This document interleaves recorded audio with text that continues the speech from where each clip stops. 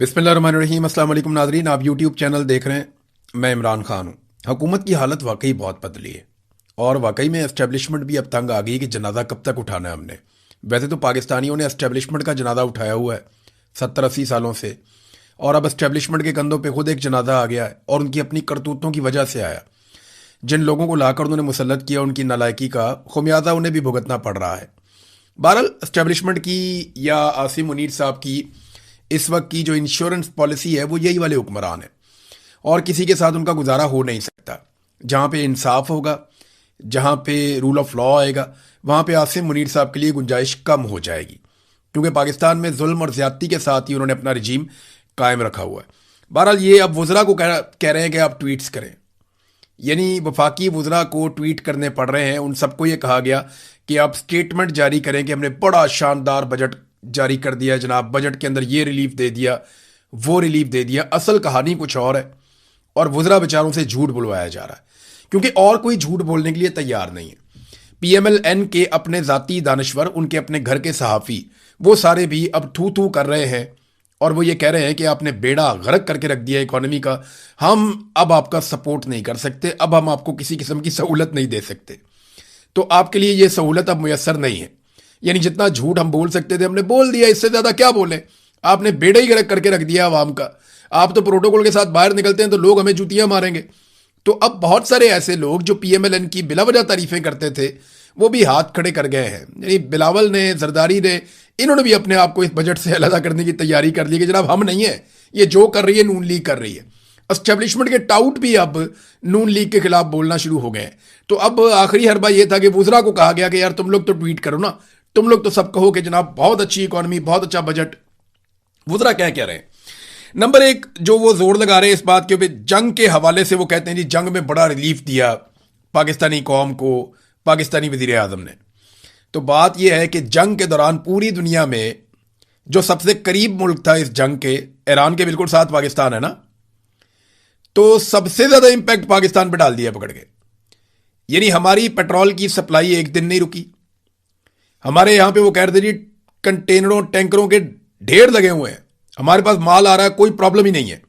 तेल भी आ रहा है, गैस भी आ रही है, कोई प्रॉब्लम नहीं है। ये खुद वज़रा ने कहा हुआ है।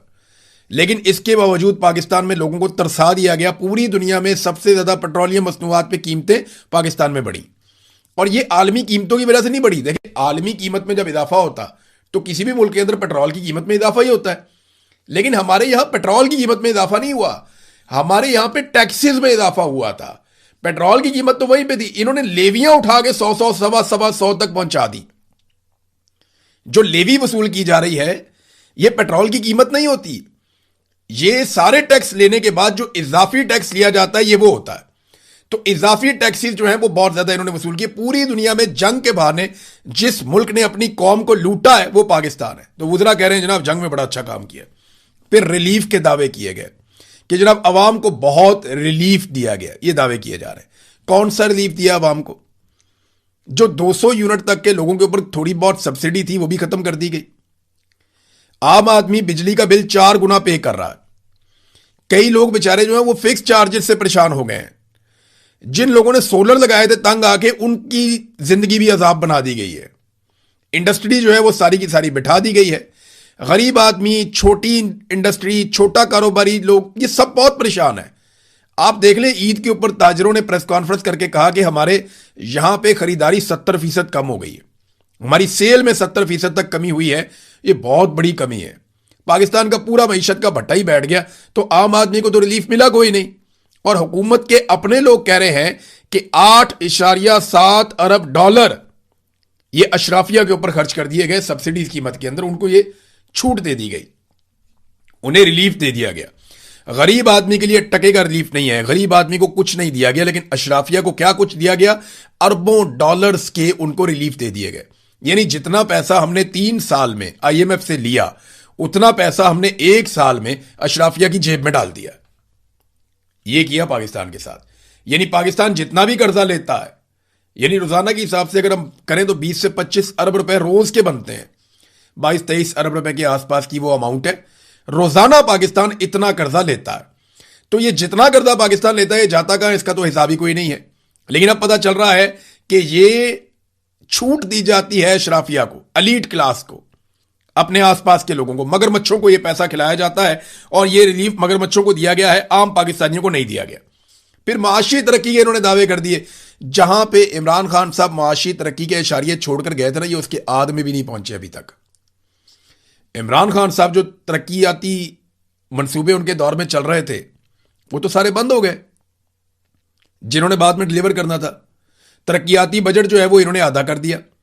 पाकिस्तान के अंदर कोई नया मंसूबा लगेगा नहीं, इन्होंने खुद अनाउंस कर दिया। पाकिस्तान में जितने पुराने बड़े मंसूबे चल रहे थे वो सारे अब मुंजमद हो जाएंगे, बंद हो जाएंगे, ये भी इन्होंने खुद अनाउंस कर दिया। और मईशत की जो हालत इन्होंने की है, तरक्की तो बहुत दूर की बात है, मईशत का बेड़ा गर्क हो गया, वो वेंटिलेटर पे पड़ी हुई है। और ये इनके अपने मुंह के अल्फाज हैं। आज इनको कर्जा मिलना बंद हो जाए और आज इनके वेंटिलेटर उतार लिए जाएं तो इनको सुबह अनाउंस करना पड़ जाएगा कि हम दिवालिया हो चुके हैं। तो ये तो डोनाल्ड ट्रंप की खुशामद कर करके इधर से पैसा ले, उधर से पैसा ले, उधार पैसा पकड़, कौम के ऊपर इजाफी टैक्सेस लगा के, बिजली और गैस की कीमतें ज्यादा करके, पेट्रोलियम लेवी लगा के किसी ना किसी तरह ये पहिया घसीट रहे हैं, किसी ना किसी तरह ये हुकूमत चला रहे हैं, वरना इनके पल्ले कुछ नहीं है। महंगाई का वो कहते नहीं खात्मा कर दिया।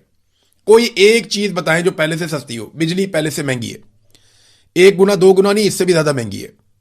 गैस पहले से महंगी है, कोई 2 4 5 गुना नहीं, 10 गुना महंगी है।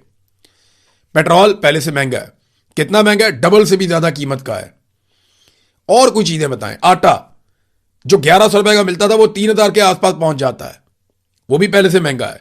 घी, चावल, दूध, दही, अंडे, हर चीज, जो चीज आप उठाएंगे, सब्जियां उठा लें, गोश्त उठा लें, हर चीज पहले से बहुत महंगी है। तो इन्होंने कौन सी चीज सस्ती की है? वो जो सरकारी मुलाजमीन की तनख्वाहों में इजाफे का इन्होंने छोटा सा एक ऐलान किया है, वो ना भी करते तो कोई फर्क नहीं पड़ना था, वो कर देंगे तो फिर भी कोई फर्क नहीं पड़ेगा। गरीब आदमी को इन्होंने पीस के रख दिया। तनख्वाहदार तबका सबसे ज्यादा बोझ उठा रहा है। गुर्बत में, बेरोजगारी में और महंगाई में इजाफा हुआ है। कर्जों में हैरान कुन हद तक इजाफा हुआ है। टैक्सों में और लेवीज में इन्होंने भरमार कर दी है। बैरूनी सरमायाकारी पाकिस्तान में लगातार कम हो रही है। पाकिस्तान में एक्सपोर्ट्स लगातार गिरती चली जा रही हैं। ज़राअत की इन्होंने तबाही फेर दी है। लोग खादे नहीं खरीद सकते, ट्रैक्टर नहीं खरीद पा रहे, पानी का मसला बढ़ता जा रहा है। ट्यूबवेल चलाने के लिए भी किसानों के पास पैसा नहीं है। ये पाकिस्तान के अंदर इन्होंने ज़राअत के साथ और सनत के साथ किया है। तालीमी शोबे में क्या किया, जरा ये आप देखें। ये तैमूर झगड़ा साहब ने बाकायदा इसको एक जगह पे अनाउंस भी किया है। हायर एजुकेशन का जो मामला है पाकिस्तान में, ये वफाक के पास है। हायर एजुकेशन का जो शोबा है वो वफाक के पास है।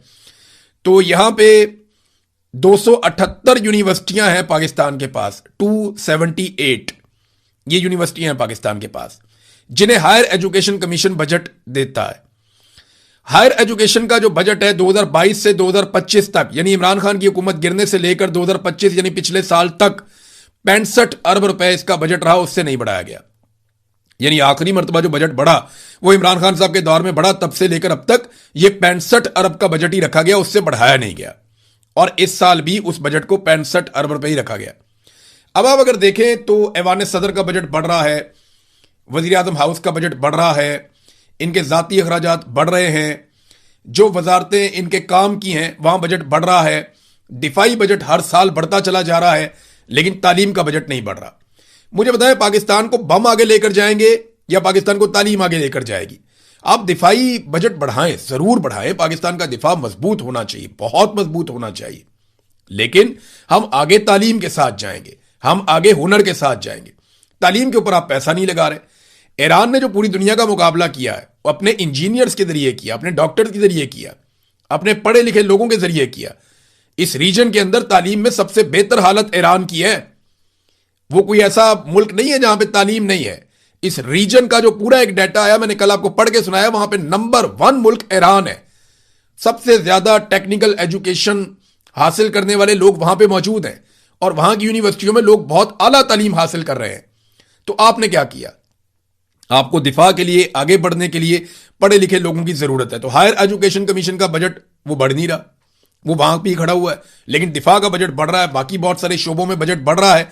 जहां पे कमी है वो क्या है? तालीम में और सेहत में, आम आदमी की रिलीफ देने के मामलात में, या आम आदमी जहां से जिन चीजों से उठता है वहां पे वो बजट में कटौती लगा देते हैं, वहां पे बजट कम कर देते हैं। असद उमर ने एक बड़ा जबरदस्त इसका खुलासा बयान किया पूरे बजट का, और उन्होंने कहा जी crux of finance minister budget speech so far, कि जो बजट स्पीच की है ये फाइनेंस मिनिस्टर ने, वो ऐसा ही लगता है कि my boss is great and his boss is even greater and Trump likes both of them allot.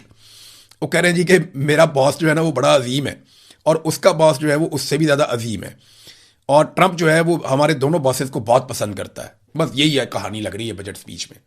यानी मैं वो पढ़ रहा था बजट स्पीच, उसमें जनाब फील्ड मार्शल की तारीफें हो रही हैं, भाई आर्मी चीफ की तारीफें बजट स्पीच में कहाँ से आ गई भाई?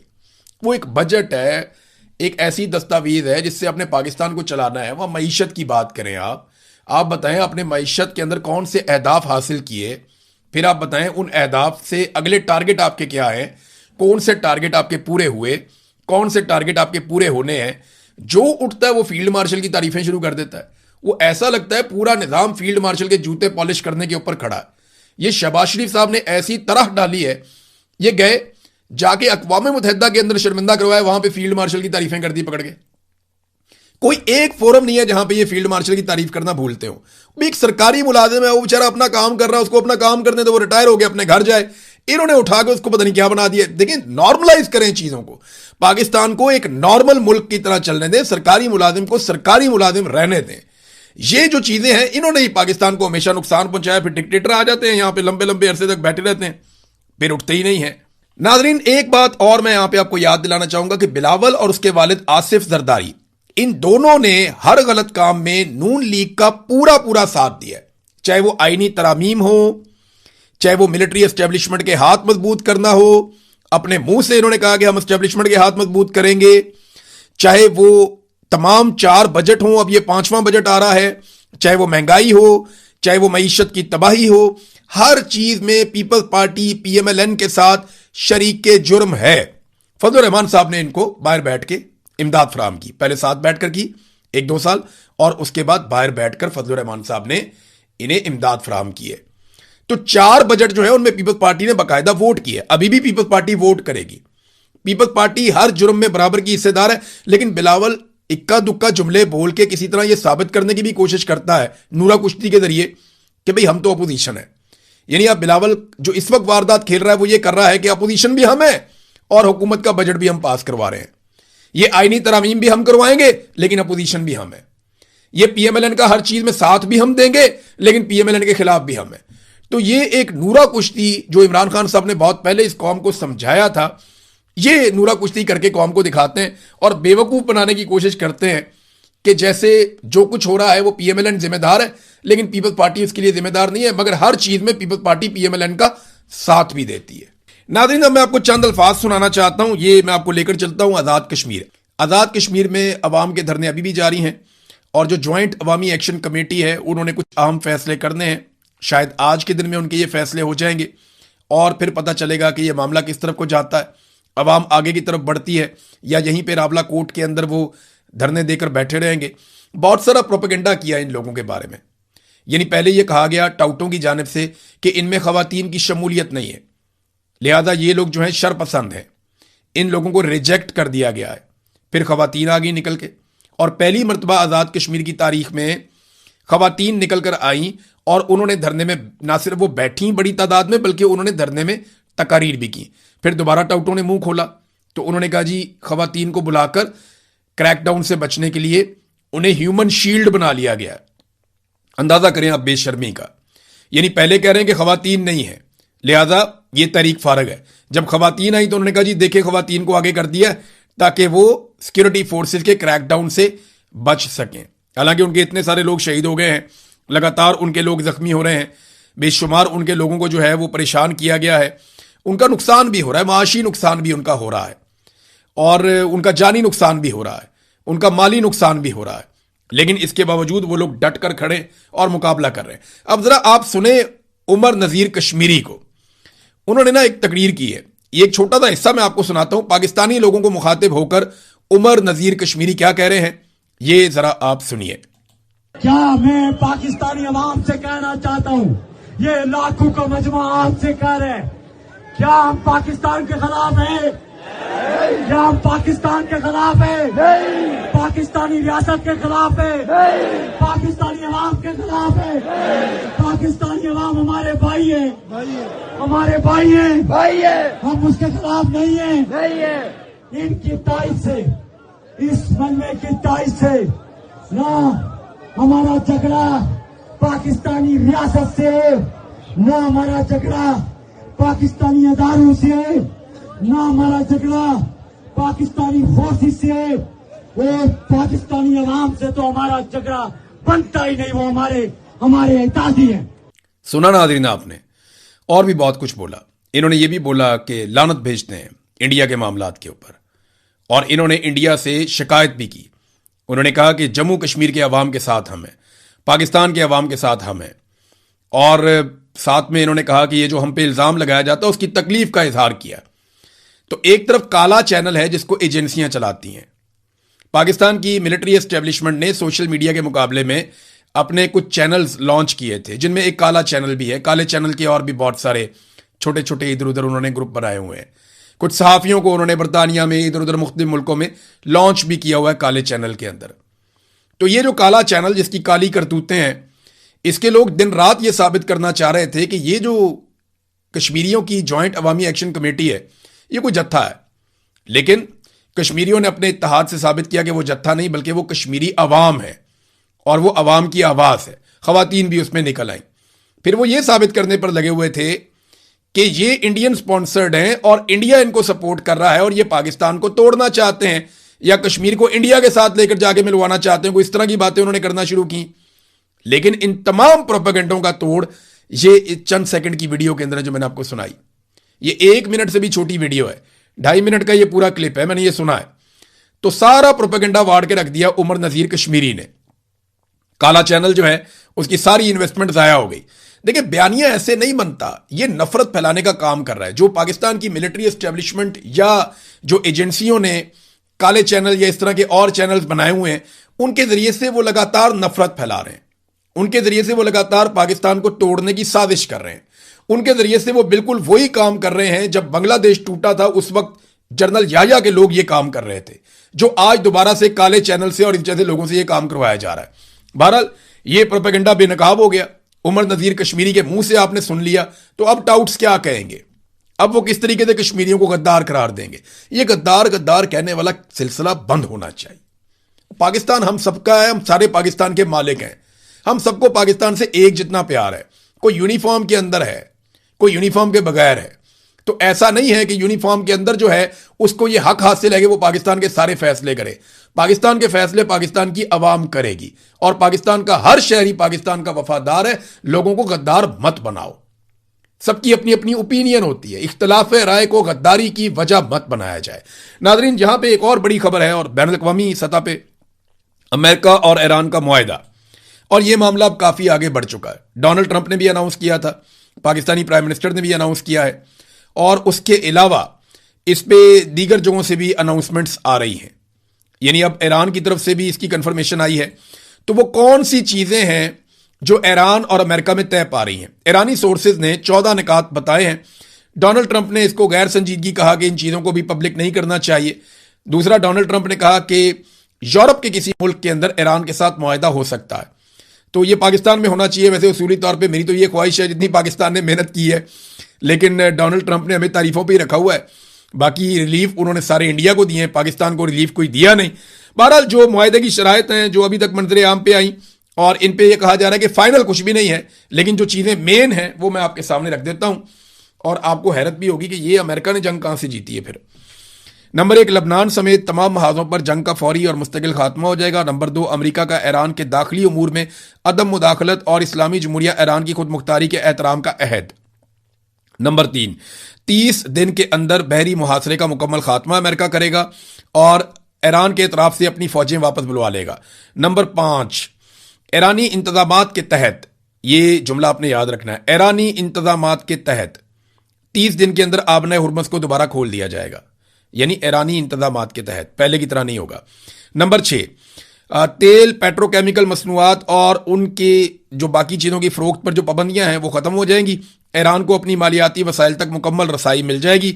अमेरिका और इसके इत्तेहादियों की जानिब से ईरान की तामीर नौ के लिए $300 अरब के मंसूबे पेश किए जाएंगे। नंबर 8, जौहरी मामलात जो हैं ये सबसे इंपॉर्टेंट है। तमाम बुनियादी और सानवी अमरीकी पाबंदियों और अक़वाम मुत्तहिदा की सलामती कौंसिल और बैनुल अक़वामी एटमी तवानाई एजेंसी के बोर्ड ऑफ गवर्नर्स की करारदादों के खात्मे के लिए 60 रोज़ा मुज़ाकरात होंगे। नंबर 9, NPT मुआहदे के तहत ईरान इस अहद की तजदीद करता है कि वो जौहरी हथियार तैयार नहीं करेगा। नंबर 10, मुज़ाकरात के दौरान अमेरिका ने ना तो खित्ते में अपनी अफवाज में इजाफा करेगा और ना ही कोई नई पाबंदी आयद करेगा। नंबर 11, हतमी मुज़ाकरात के 60 रोज़ा मरहले में ईरान के $24 अरब जो मुंजमद असासे हैं वो आज़ाद कर दिए जाएंगे, जिनमें से निसफ रकम मुज़ाकरात शुरू होने से कबल ईरान के इख्तियार में दे दी जाएगी। नंबर 12, मुआहदे के निफाज की निगरानी के लिए एक निगरान तरीक़ाकार कायम किया जाएगा। नंबर 13, हतमी मुआहदे की तौसीक अक़वाम मुत्तहिदा की सलामती कौंसिल की करारदाद के जरिए की जाएगी, बहुत इंपॉर्टेंट है। और आखिरी जो इसके अंदर नुक्ता है वो ये है कि मुंजमद असासों की निस्फ रकम की बहाली, ईरानी तेल पर पाबंदियों की मुअत्तली और बहरी मुहासरे के खात्मे से कबल हतमी मुज़ाकरात शुरू नहीं होंगे। ये आखिरी नुक्ता है।